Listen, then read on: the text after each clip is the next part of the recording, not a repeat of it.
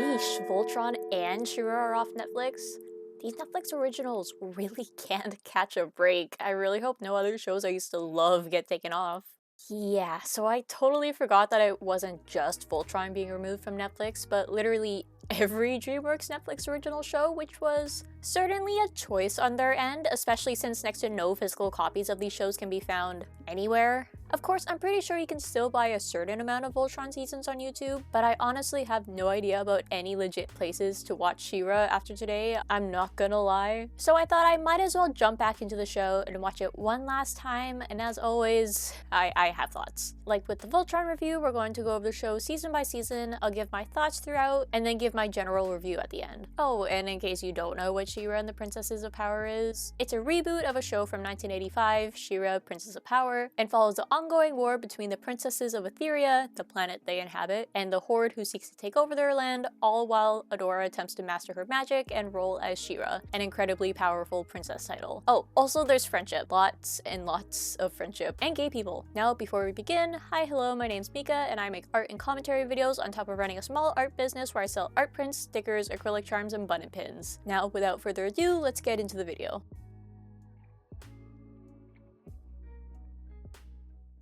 We start the season off with the training simulator our main character Adora is thrown into. Through this simulator, we learn about the ongoing war, and the Horde, the side Adora is currently aligned with, is doing its best to squash out a rebel resistance run by magical princesses.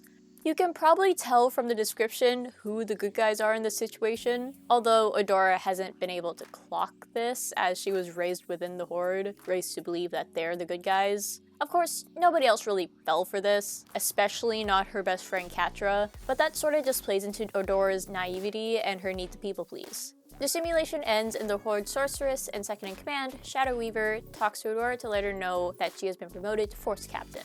Catra is ecstatic about her promotion, but hurt when she's told that she isn't allowed on Adora's first mission. This is our first proper look into the cracks in the two's relationship. They're incredibly close, yet the smallest things can cause Catra to lash out. Granted, this isn't really a small thing. Catra's exclusion from the mission actually portrays just how loved Adora is and how disliked Catra is, especially from Shadow Weaver's perspective. The two later sneak out into the Whispering Woods, basically a forbidden area as it's the princess's territory and it's constantly changing, and Adora finds a sword that sticks with her even after they return to the Fright Zone. Meanwhile, we're introduced to Queen Angela, Bright Moon, her daughter Princess Glimmer, a commander in the rebellion who has the power to teleport and throw balls of light, I think, and Bo, an archer who doubles as an engineer. Frustrated with her mother's constant neglect of her abilities, Glimmer and Bo sneak out to follow a signal Bo had picked up on. Meanwhile, Adora sneaks out again to go find the sword, and Catra covers for her. Ultimately, Glimmer and Bo run into Adora as they both zero in on the sword, leading to Adora's capture. Although, during their fight, I feel like it's worth it to note that Adora had been more than willing to spare the two of them, when arguably any other Horde soldiers would refuse to leave until the princess before them had been taken down. It gives us a glimpse at how she's always been kind. Her time as Glimmer and Bo's hostage gives Adora the chance to see just how blind she truly is to the Horde's cruelty, how they fed her lies her whole life, but of course the short amount of time being their captive isn't going to save Adora from the Horde's brainwashing entirely. The cracks in her brainwashing really begin to show when they encounter their first monster together. Adora's tied up and defenseless, she can't attack back if the monster zeroes in on her, and she definitely doesn't expect a princess who's, frankly, been rude to her this entire time to help her. It goes against everything she believes in. Everything she's been taught growing up. And yet Glimmer does. She and Bo protect Adora from the monster, doing their best to keep her safe. And in return, Adora turns to She-Ra for the first time to help make the monster stand down. The three continue to run together, none of them really knowing how or why Adora and only Adora can transform, but they have to rely on one another to get to safety. Especially since Adora is the only one of the three of them who can read First One's text and get them out of harm's way and into some ruins. And while Adora has multiple chances to get back to the Fright Zone, she doesn't. Instead, she stays with Bo and Glimmer because her whole worldview has been flipped upside down. She's with a princess who, quite honestly, doesn't seem all that dangerous. Adora is a princess, and yet she doesn't view herself as evil. She wants to stick with Bo and Glimmer to try and piece together what exactly is going on. Of course, Glimmer doesn't trust her, which eventually puts them all in harm's way and is a perfect example of just how stubborn she can be, but also I feel like she's justified for not trusting Adora at this point. Adora's worldview is, again, flipped when she is brought to a village, a peaceful village, and learns it was the supposed rebel camp she would have been sent to invade with the Horde.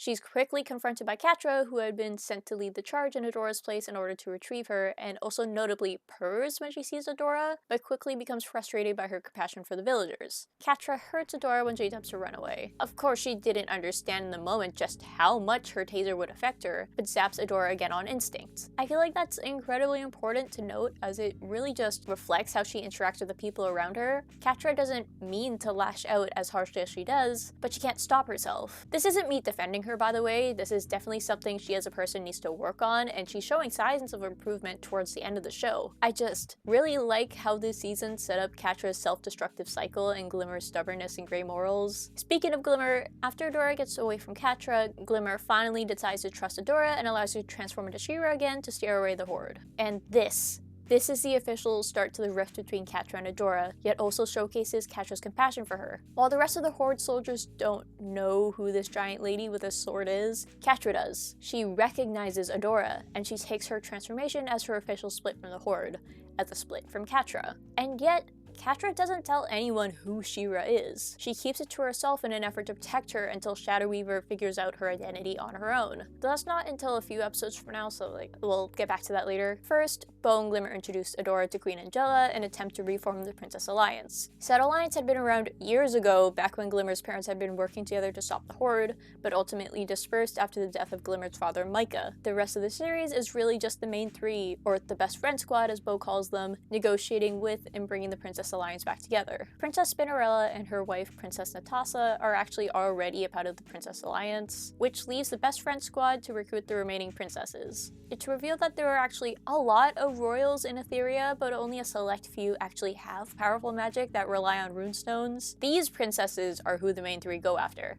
And Entrapta. They're able to successfully recruit Perfuma and Mermista into the rebellion, and while they have a bit of trouble with Frosta, she gives in eventually. And then of course, as they recruit Mermista, they also recruit her situationship, I guess, Seahawk. I guess Swiftwind is also a character that's a part of the rebellion, I guess. He's She-Ra's magic horse with a soul bond to her who does basically nothing. She also meets an old lady named Raj who keeps mistaking her for somebody named Mara, but she only really becomes relevant later on. Both Raz and Mara. Anyways, we need to spend a little more time with the Horde. After Catra's failed mission, she is actually promoted to Force Captain and she is ecstatic. Although, despite her rise in rank, Catra is struggling to retain any semblance of respect from Shadow Weaver, who continues to shun her and prioritize Adora. Despite Shadow Weaver's obvious disdain for her, Catra still seems to care about her, make a move to help her when she begins to collapse, only to be slapped away. This disdain only seems to grow when Shadow Weaver learns that Adora is She-Ra and that Catra has been protecting Adora from the Horde. And again, Catra is quick to defend Adora. She insists that She-Ra is a phase. She insists that Adora will come back to them.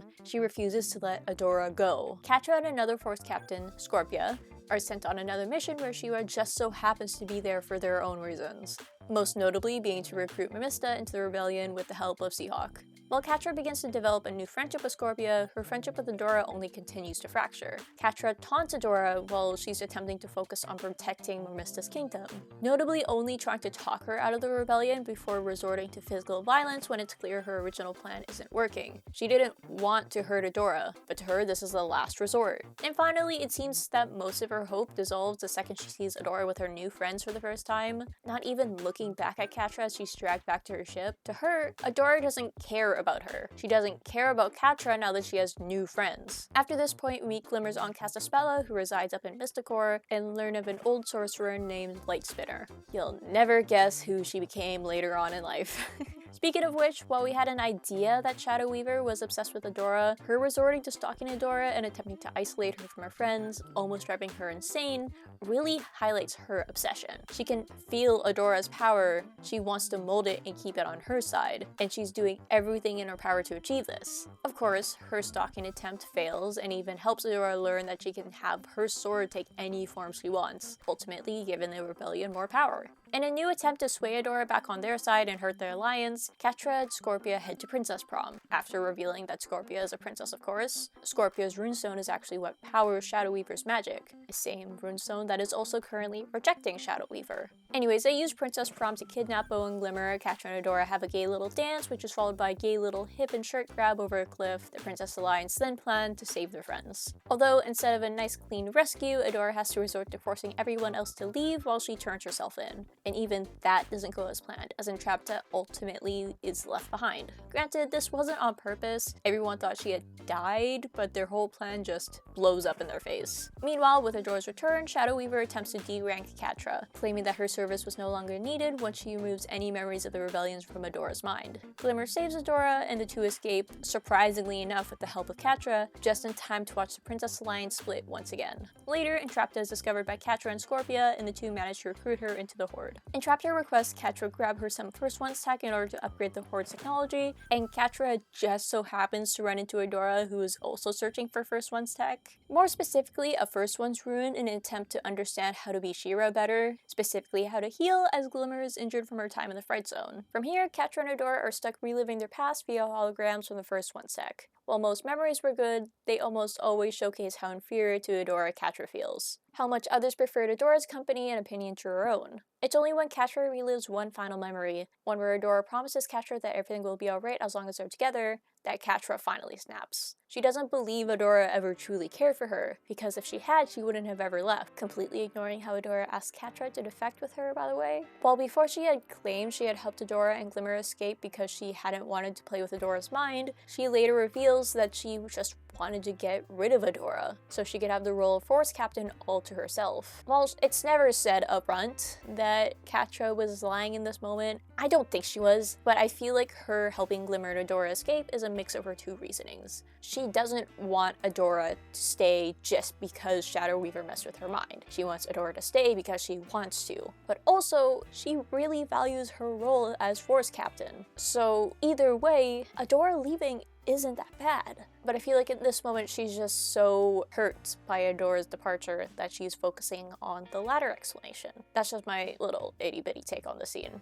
And this is what officially turns them into enemies, or at least enemies from Catra's point of view. Adora is still clinging to what they had, but she knows how to prioritize her mission over her emotions. She knows Catra's on the wrong side, but she still refuses to let go. After their falling out, Adora meets Light Hope, a First One's hologram charged with training She-Ra, and explains that She-Ra is a title passed from person to person meant to fix the planet. But the She-Ra line was cut short when the last She-Ra, Mara, snapped due to fear. Meanwhile, Hordak gives Entrapta the green light to experiment on Scorpio's runestone, the Garnet. Although Entrapta begins to poison the land with her experiments, Shadow Weaver attempts to lash out at them, claiming the Garnet is hers and that they can't mess with it, but is ultimately defeated and thrown into a cell for her defiance. With the poisoning of the land affecting the powers of the princess's runestones, Catra takes the weakening of the princesses as an opportunity to lead an attack on Bright Moon. Although this ultimately leads to the Princess Alliance reforming once more before Catra weaves her way into being Hordak's new second-in-command. All in all, a solid intro to Etheria as a planet and its inhabitants. In the grand scheme of it all, there honestly wasn't that much to talk about. A lot of the season was a little fillery, but even the filler episodes served the plot. Also, it's the first season, so like, whatever. Some parts could be a tad slow at times, but it wasn't too boring. Although I do have to say that this season, unfortunately, starts a few rather frustrating trends, most notably its use of coincidences.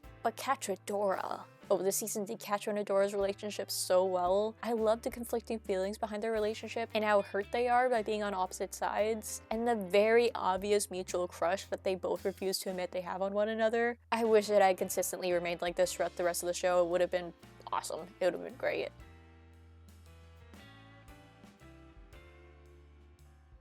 Honestly, there isn't too much to be said about this season. Adora starts to properly trade with Light Hope to become a better She-Ra. Bo realizes Entrapta is alive, but working with the Horde and informs the Alliance. Entrapta becomes Hordak's lab partner, and he reveals to her that he's from Etheria, but was once part of an alien army of clones. He formed the Horde so he could one day create a portal and return to them, providing them with a new planet to conquer in the process. Adora obsesses over Catra a bit, but we don't really see her and Catra interact too much this season. Instead, we get more time developing her and Scorpia's friendship. Friendship at the moment, it almost becomes something more later on, but that's for later in the video. They also expand on Catra's attachment to Shadow Weaver a little more, showcasing how messy her feelings towards her are, as while she hates her, she still longs for her affection that has always been aimed at everybody else. Specifically Adora. Of course, Shadow Weaver uses Catra's insecurity to escape and she runs to Bright Moon. We also get some backstory concerning Shadow Weaver's life as Lightspinner, but it's not too important other than giving Castaspella a reason to not like her, as Lightspinner had both acted as her brother, in case you're like Adora and couldn't connect the pieces that they're siblings, mentor and manipulator. Oh, also we learned that she has a magical parasite and that is why she's so sick. This season was honestly pretty boring. I skipped over a lot in the overview, and while the season before this had also been pretty fillery at times, it still felt like it was moving plot along as it was introducing both the princesses and the world's magic system. Now it kind of just feels like the Horde and only the Horde is getting any kind of development. Episode 1 and 2 give us some development on the rebellion side of things, but even then, episode 2 contributing to their side of the story is a bit of a stretch. The only thing it really gives them is confirmation that Entrapta is alive and that she's firm on staying with the Horde. Then episodes 3 to 6 purely push the Horde's plan forward, with the rebellion just running around and trying to stop them. They aren't recruiting anybody to their cause, they're barely honing Adora's powers, and they only continue Adora's search for answers in episode 7, the finale of the season, when Bo's dads tell her of Serenia. Yeah, and the 7-episode long season probably isn't the fault of the team. Seasons 2 and 3 could really be combined into one, it'd make complete sense, and I believe that had been the original intention, or so I've heard, but alas, there's nothing you can do when your higher-ups tell you to split a season in half. While combining seasons 2 and 3 wouldn't have saved this half, it would have still improved my thoughts on the general season, as season 3 I think is my favorite out of the 5. Speaking of which,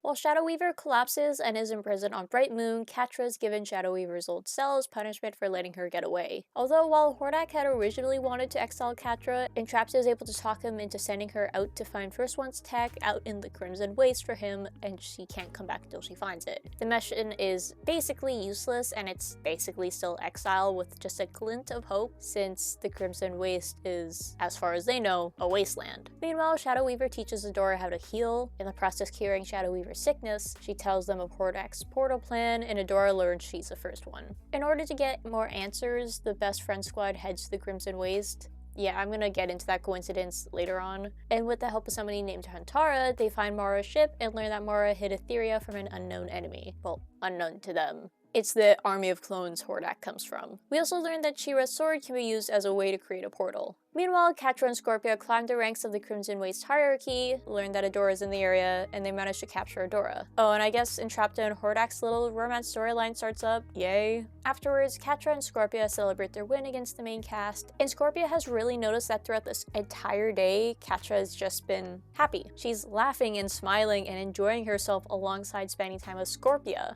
And Scorpia, again, notices this. So she asks if Catra wants to stay, here in the Crimson Waste instead of back in the Fright Zone where everyone is miserable all the time. She wants the two of them to run away together, not necessarily betray the Horde. If thrown into a fight between them and the Rebellion, we absolutely know which side they choose, but Hordak already expects them to never come back, so why should they? This in itself is very clearly a love confession on Scorpia's part. I don't really need to spell that out, but with all these feelings being shoved onto somebody as emotionally constipated as Catra, she freaks out a bit. She does want to stay in the Crimson Waste. She does like it there, but her whole purpose, her entire life has been spent proving herself to her higher-ups. So this sudden change probably scares her. So instead of answering, Catra goes to Adora to interrogate her. And if that isn't just an outright rejection, turning away from your current best friend who just confessed to you so you can talk to somebody who's probably basically your ex? Ouch, man. And of course, Catra's mood only worsens when Adora tells her that Shadow Weaver is on Bright Moon. Shadow Weaver, who Catra has given up so much for, who used her to escape the Fright Zone and put Catra in her exile, ran away to Adora. So she forces Scorpia to go back to the Horde. She forces themselves back into that environment just so she can prove herself, to prove her worth one more time. Meanwhile, Glimmer turns to Shadow Weaver for help in getting Adora back. Shadow Weaver uses Glimmer as a power source for her magic, and the two and the rest of the Princess Alliance teleport into the Fright Zone. Catra runs into Glimmer and Shadow Weaver, and this is her final breaking point. She sees Shadow Weaver working with the Alliance, working to save Adora, and finally breaks. She finally pushes to put Hordak's portal plan into motion, ignoring Entrapta's concerns about its instability and even banishing her to Beast Island for speaking up. She even turns on Scorpia for trying to defend Entrapta. She just keeps digging herself deeper and deeper into this hole she's dug herself into, refusing any help she might be offered, all so she can have some semblance of control, some semblance of worth. She makes snide comments about never trusting a princess, leaving Adora to look devastated at the comment before using She-Ra's sword to activate the portal, sending everyone into some sort of perfect reality. A reality where Adora never left, where Adora is Force Captain, where Adora was never She-Ra. I don't know if we ever really get an answer as to why this reality turned out the way it did, but I can only assume it was to portray Catra's ideal world, as she's the one who triggered the portal in the first place. She longs for things to go back to the way they were. She longs for Adora to just be there, even if it means giving up her own role as Force Captain. A perfect world to Catra is a world where she and Adora can just exist together. Their other friends in Shadow Weaver are also pretty nice to Catra, so it obviously extends past just Adora, but she's the most notable change for obvious reasons. But of course, they can't let themselves get stuck in this reality forever. No, literally, like, it's actively falling apart. Luckily enough, our main cast is able to start piecing their memories together, and Adora attempts to fix things. The best friend squad tries to look for answers, only to learn that they can fix everything,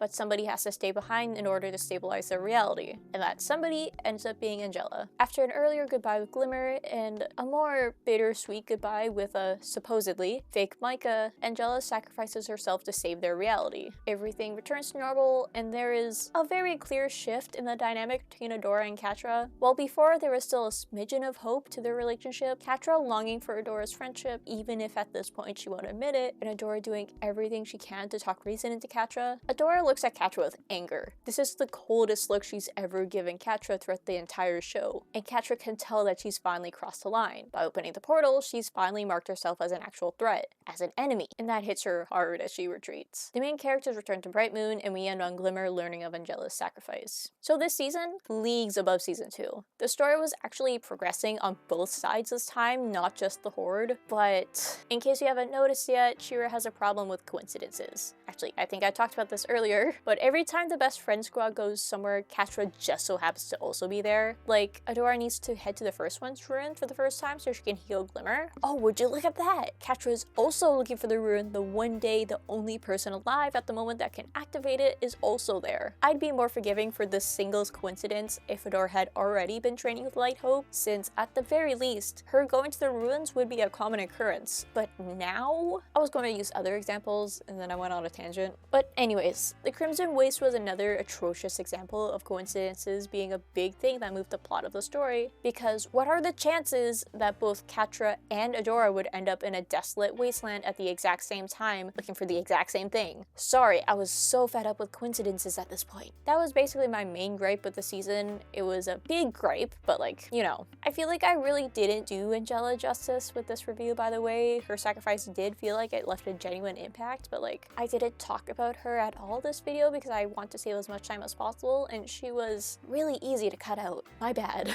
Anyways, despite my complaining, this was a good season. Now, onto season 4.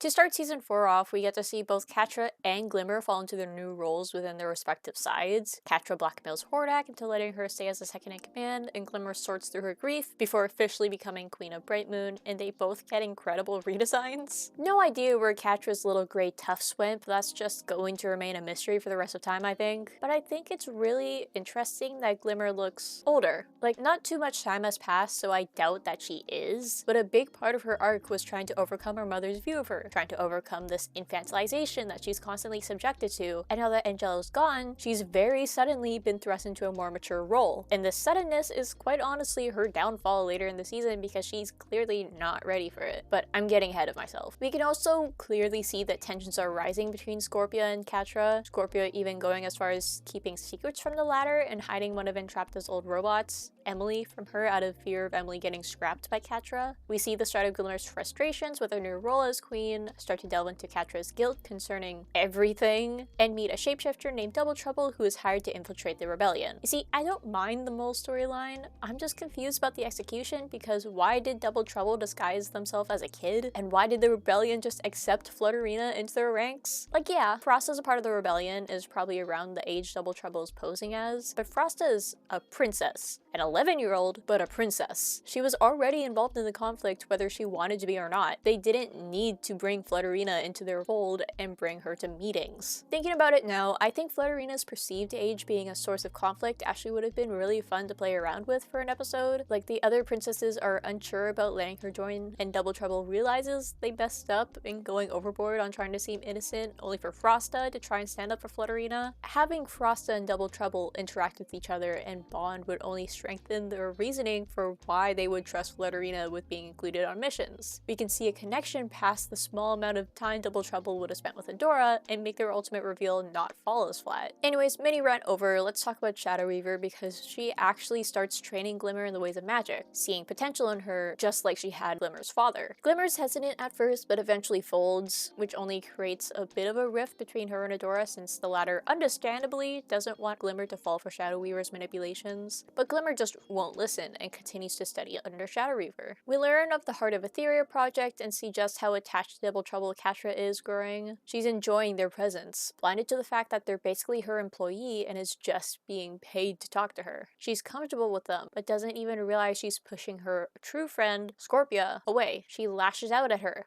barking orders and belittling Scorpia, and that's finally Scorpia's tipping point. She's finally realized how bad of a friend Catra is and voices this to her face. And this comment, this one thing, hits Catra hard. I know people dog on the show for this being one of the only times Catra is punished for her actions and calling it weak, but it's really not. Her whole character centers on how much she values the people around her, but her fear of being inferior, which is due to her upbringing, causes her to push others away. She wants that connection, but she just keeps digging herself deeper and deeper into this hole because nobody she truly cares about has ever said anything. They've never confronted her. Adora's great, but she did just let Catra walk all over her back in the Horde, which again plays into her people-pleasing. So finally, hearing this from somebody who adored her cuts deep. It gives her a reality check and she goes to apologize, only to find that Scorpia had left a note detailing that she ran away to find Entrapta. Right as she's about to make progress to pull herself out, Catra is right back in that hole, digging herself further and further in and pulling Hordak in with her. Sorry, this video is turning into a Catra analysis, but in my defense, she's the most interesting character in the show for me. Not my favorite. I think my favorite has to be Glimmer, and this review really isn't doing her justice, but Catra is just so interesting. Also, basically everybody else is super static, so watching somebody change throughout multiple seasons is refreshing.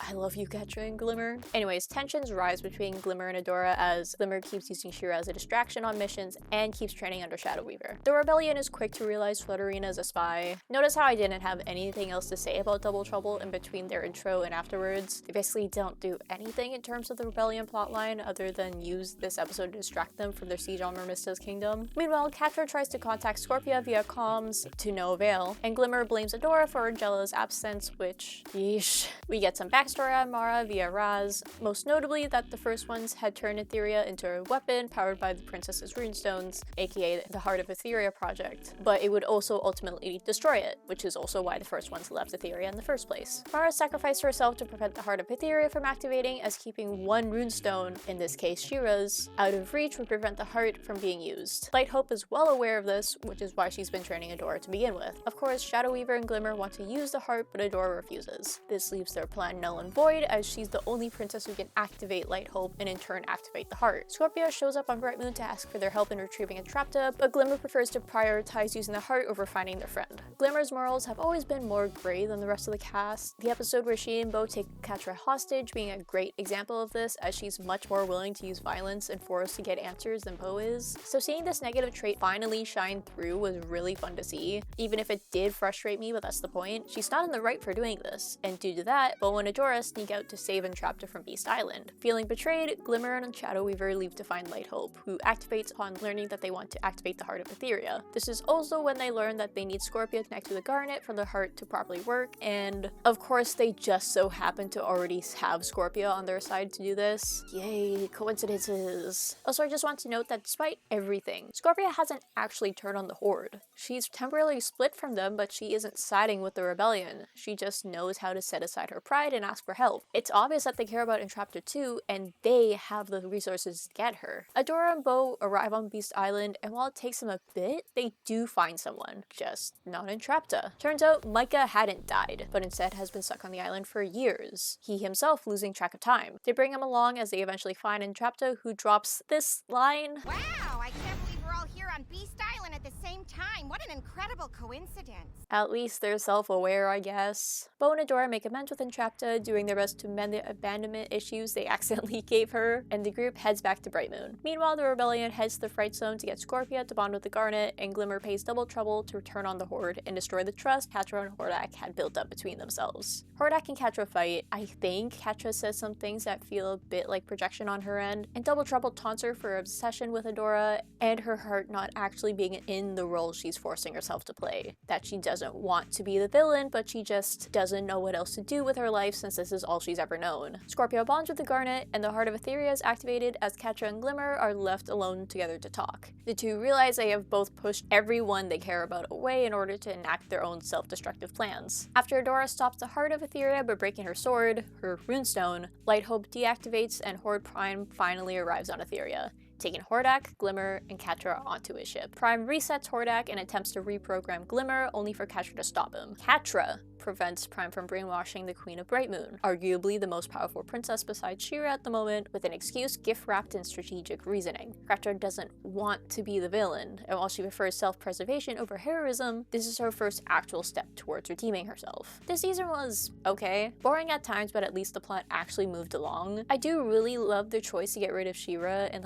yeah, that's a part of the hero's journey, but I do enjoy the execution of it. Adora relies on She-Ra so much, and her ultimately giving her up for the greater good really hit. Again, I really enjoyed Catra's spiral, how she did her best to plot any kind of connection with her subordinates, only to push them away again basically immediately after, and that Glimmer is also falling into the same pit she's in. Shadow Reaver took her gray morality and made it force its way out of her. She helped Glimmer embrace it, only for it to lead to Glimmer pushing her friends away, because that's what Shadow Reaver does.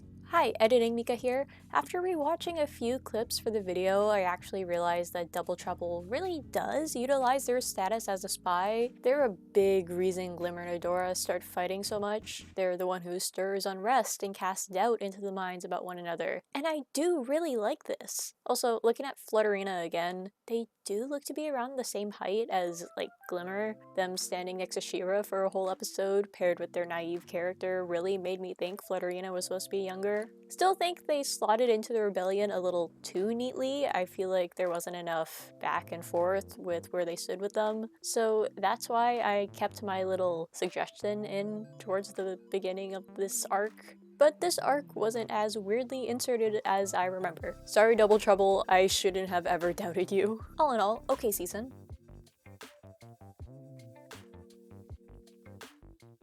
Horde Prime has taken an interest in Adora and her power. Glimmer acts as his prisoner, and Catra pledges her loyalty to him. As a way to taunt and get information on the Heart of Etheria from Glimmer, Prime attacks the rebellion's camp, broadcasting their near loss to Glimmer and Catra, and this is the first time we've seen genuine concern for Etheria from Catra. She perks up when she sees Scorpia fighting with the princesses, tenses when she sees Adora, looks panicked when Glimmer offers information on the Heart to Prime in order to save the rebellion. She may have pledged her allegiance to Prime, but Catra clearly doesn't want to be there. Later, Catra visits Glimmer, seemingly wanting to talk after everything that went down, only to retreat at the last second. She wants to be around a familiar face. Or, well, a face that isn't the one worn by her ex-boss. She wants to be around Glimmer even if Glimmer hates her, because quite frankly, being around people she believes to hate her is all Catra has ever known, so what's the difference now? I feel like Catra also goes to Glimmer because she sees a bit of herself in her. She saw just how far Glimmer was willing to go last season. She saw just how willing she was to push her friends away to achieve her goal. Catra saw herself when she saw Glimmer hurt and alone in the season 4 finale. Meanwhile, on Etheria, Adora is struggling with the loss of She-Ra, or, as she comes to realize, more so the destiny that came with it, the feeling of being wanted, of being useful. But she's able to work past this reliance on She-Ra through a semi-fever dream with a side of foreshadowing for She-Ra's return. So with her people-pleasing tendencies once again acknowledged, Adora, Entrapta, and Bo officially set out to look for Glimmer. Micah had originally planned to go with them, but he had to stay behind in order wanted to distract an oncoming attack from Horde Prime. Catra is once again left to reflect on her choices, contemplating if prioritizing her own survival is worth turning her back on Etheria. She and Glimmer talk, both preferring to be around a familiar face, and reflect on their lives. Reflect on where they'd be if they weren't abducted. And Catra reminisces on her time with Adora, and for the first time, or at least as far as I can remember, you see Catra blush at the thought of her and Adora. Catra's walls are coming down. She's slowly building a connection with Glimmer. She's reminiscing about Adora,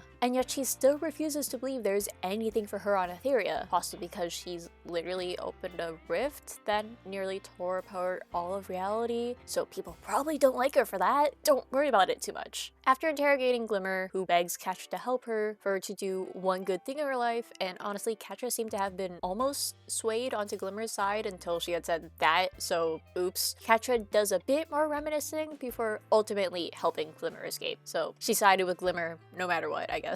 She manages to contact Adora's ship, sends them the coordinates Catra will be teleporting Glimmer to, apologizes for everything she's done, and is captured as soon as she sends Glimmer away. Adora and Bo manage to grab Glimmer, and while things are tense at first, they're all quick to make amends. Oh, and She-Ra's starting to come back, I guess. Adora, Bo, Glimmer, and Entrapta begin the rescue mission and try to retrieve Catra, only to find out she's been brainwashed with one of Horde Prime's microchips. Entrapta and Bo accidentally break a Prime clone and take him with them, while Adora and Catra have a gay little fight that ultimately ends in Adora unlocking a new and improved She-Ra upon Catra's death. It's never explicitly said if she dies or not in this moment, but like, come on. Bo, Entrapta, Glimmer, and the clone they call Wrong Hordak return to the ship where Adora revives Catra. It takes a bit, but Catra learns she can peek into Horde Prime's hive mind and grab information. Eventually, she lets Entrapta remove her chip, apologizes for her sending Entrapta away, and lets herself sit with the core group and just enjoy their company. Adora and Catra also begin to sort out their many issues. Adora clarifies that she never hated Catra, and Catra begins to let her walls down around Adora again, even begging her to stay while she sorts through the hive mind's information and learning that Prime is tripping all of Etheria. Now, with apologies and clarifications out of the way, Catra can now freely tease and bother Adora. She's also back to purring when she's around Adora. I forgot she did that. Back on Etheria, we get to witness Prime chipping the rebellion one at a time. First they take Spinnerella, then Mermista, then Scorpia, and then finally Micah. Catra digs into what she still remembers of her time with the hive mind and learns that Prime's weakness is a planet, or more specifically, the magic on it. That is Prime's weakness. Magic. Does that feel half-baked to anybody else? Catra also mates and bonds with a space cat that can teleport and turn itself and things around it invisible right as they need to sneak past a blockade. How convenient. They re-enter Etheria right as Shadow Weaver and Castaspella decide to team up and find a way to save Micah, and I'm only just realizing that we didn't get to see the reunion between Casta and Micah. I have problems with Glimmer and Micah's reunion too. It felt way too quick, and we basically never see Glimmer interact with a chipless Micah. But are you telling me we only get a reference to Casta coming to help Micah last season and we didn't get to see her with her unchipped brother again, who she thought was dead for what must have been over a decade? Once? Shadow Weaver's main reason for wanting to save Micah is that she doesn't want a powerful sorcerer on Prime's side, which, yeah, that makes sense. But the conversation about just how powerful Micah is kind of felt hollow because, like, do we know how powerful he is? We've barely seen him do magic. If he's as powerful as they're saying, why didn't he wipe out that entire army coming for their camp earlier this season? I don't know. Maybe she's talking about the dark magic he wields later in the season, but their concern just falls flat when we have no solid proof that Micah is as powerful as everyone is saying he is. I guess there was that flashback depicting his time under Shadow Weaver, but like nothing else. We don't get to see how that power's grown. Anyways, the group reunites with the rebellion. Bo and Glimmer head out to look for Bo's dads, who tell them of the heart of Etheria's failsafe created by Mara, and the others head out to the Fright Zone in an attempt to save Scorpia. They fail, and Adora loses access to She-Ra, but they do get Spinnerella back, and learn that the chips used on Etheria are different from the ones used on Catra. These chips are actively infecting their hosts, and will be permanently lodged into them after a certain amount of time. Shadow Weaver and Casta tell them that the heart's failsafe is on Mysticor, and the team heads up to find it. Shadow Weaver is incredibly insistent that Adora take on the responsibility of using it, and Catra is quick to call bullcrap. They learn that the failsafe must bond with somebody, and while most will die upon its use, She-Ra will be strong enough to live through it. So, despite Catra begging Adora not to, that it doesn't always have to be her, Adora accepts the failsafe and unlocks She-Ra again. And this one decision acts as another rejection on Catra's end. That while She-Ra should be able to handle it, there isn't a 100% chance that she'll be able to live the rest of her life out with her friends, with Catra. She sees it as yet another rejection, sees it as Adora, again, choosing Etheria over her. Or even Etheria over Adora herself. This probably goes far past what Catra wants them to be. This is about her wanting Adora to stop being so self-sacrificial, for her to stop being a people pleaser. Saying this out loud is making me realize how sudden Catra's concern for Adora kind of feels. It needed a bit more build-up, but I'm not gonna dwell on that right now. Due to this whole fiasco, Catra splits from the rebellion. Not to side with Prime, just to save herself. Bow, Glimmer, and Adora head out to find the heart of Etheria as Catra learns that Prime is infecting Etheria itself. Realizing the danger Adora is probably in, Catra goes back to find the trio right as Adora decides she needs to find the heart herself as to not endanger Bow and Glimmer. Catra stays to protect Adora while Bow and Glimmer leave to help the rebellion. Bow and Glimmer confess their love to each other, I guess? Then Glimmer heads out to take down Micah, and Bow frees everyone who's been chipped through Entrapta's technology. Shadow Weaver arrives to help Catra and Adora and sacrifices herself. Horde Prime begins to use the heart to destroy Etheria, and Adora has been cut from She-Ra and accepts that she must sacrifice herself in order to stop Prime. That is until she and Catra confess to each other and they act as the failsafe together and kiss. God, Catradora was a lot more rushed than I remember it being, but I still feel so vindicated by this. Anyways, Etheria is saved, Adora straight up kills Prime. Catra apologizes to Scorpia, who is obviously quick to accept. Entrapta and Hordak reunite, and Mermista is understandably confused by them just being fine with his return, and the best friend squad talks about bringing magic to the rest of the universe. Then the show ends.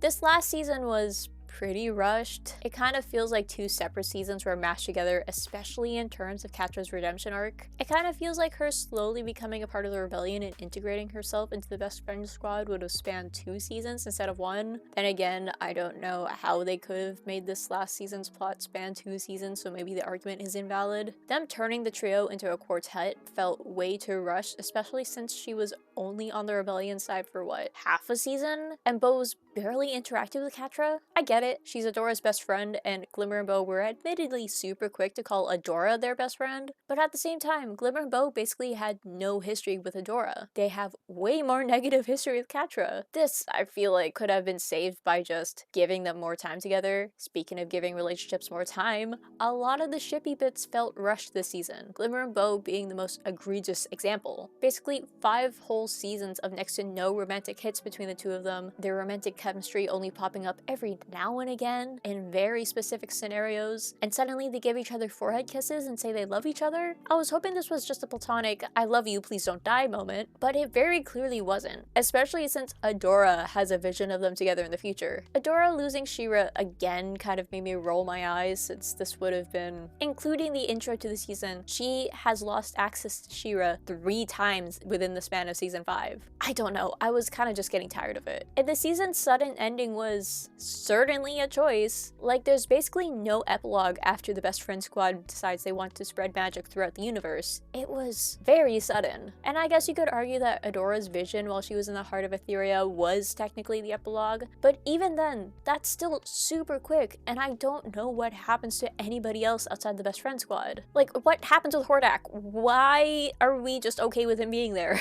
Let's just get into more general notes so I can talk about my critique of the show.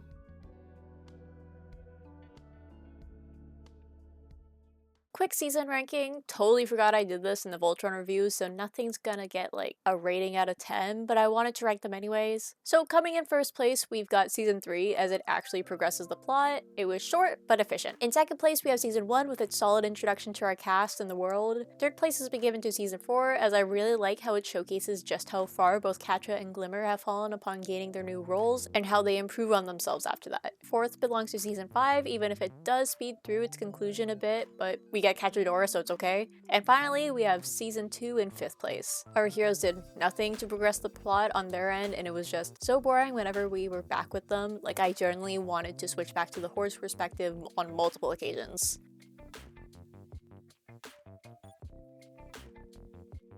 Overall, the show could be pretty slow pacing-wise. I get it. It wants to be episodic while having a narrative, and it does achieve a good balance of these two things. In season 1, every other season started to feel more and more like a slug to get through because Like I mentioned earlier about season 2, it didn't feel like the rebellion was getting anything done on their end. Adora, Bow, Glimmer, and Swiftwind are investigating a ghost town and getting into spooky shenanigans, and Chapter and Hordak are having a very important development in their relationship that provides the viewer with insight on his motivations and hints at a redemption arc, which I have thoughts on, but I think I already covered that, or Mista reflects my feelings on it pretty well. Adora's high on a First One's virus, Scorpia and Catra are working through their friendship, and Catra's bringing down her walls. Also, Entrapta gains a piece of First One's tech that the Horde can use to further their research. It's just a lot of nothing, and while, yes, both of these examples are from Season 2, this problem persists into Season 5, and just so many plot beats are based on coincidences. I think I've already poked fun at a few, like Catra looking for First One's tech right as Adora actively seeks out the Ruins for the first time, or Scorpia just so happening to join the rebellion right before Glimmer and Shadow Weaver learned that the Heart of Etheria needs all the princesses to have access to their magic in order for it to activate. It was just frustrating and felt too easy.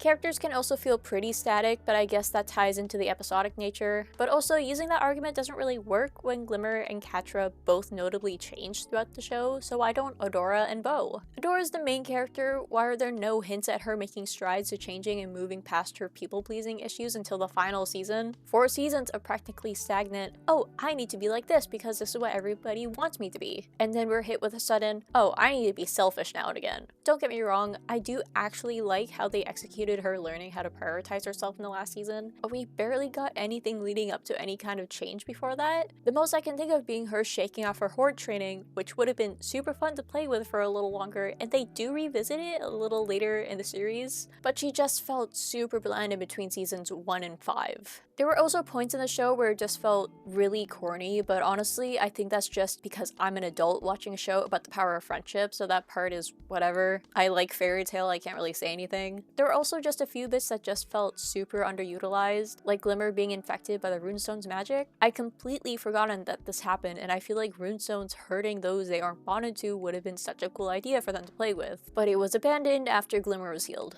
What else can I talk about? Oh, right.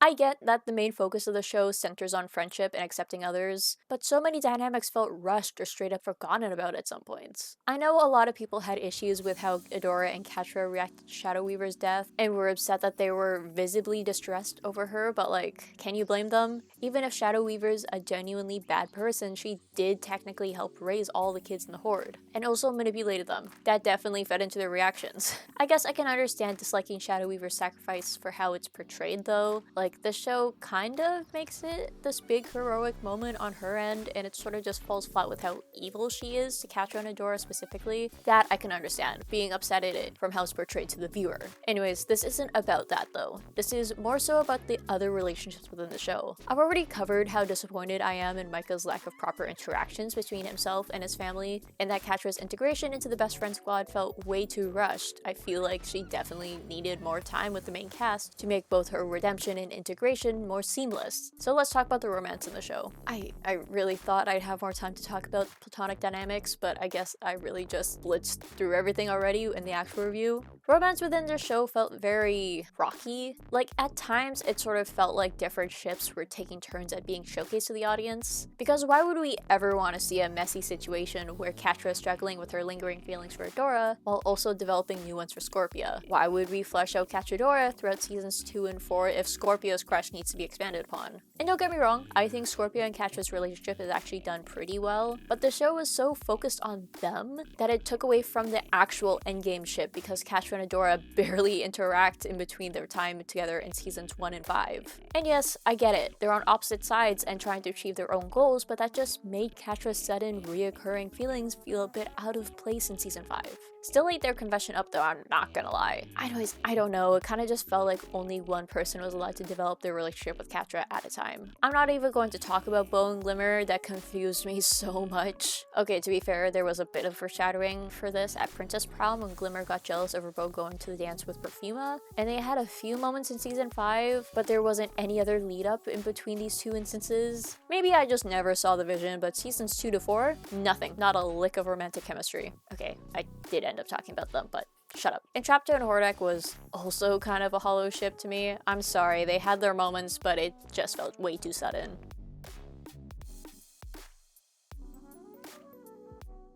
Despite all my negative remarks, there really were a lot of things to enjoy about the show, and it was really fun to have a morally gray character who wasn't all edgy and mean. Like, she has her evil moments. Scorpio's not all sunshine and rainbows. She is a lot of the time, but she could genuinely be threatening. Entrapta used to be my favorite when I first watched the show, and while I do definitely like Glimmer and Catra more now, it was fun to watch her airy scientist persona fade over time and showcase that she doesn't just care about her tech. She cares about her friends, and she was genuinely hurt by them abandoning her. Sure, she prioritizes her research over dwelling on the past, but it stung. Like I said earlier, Catra and Glimmer's arcs were really fun to work with. They made the pink and glittery princess act like she was always on the verge of murdering somebody in battle, and I love that, honestly. And then of course there's Catra's whole arc and how it mirrors Glimmer's, but I already talked about that in my actual review, specifically Catra's side, extensively, so I won't dwell on it too much.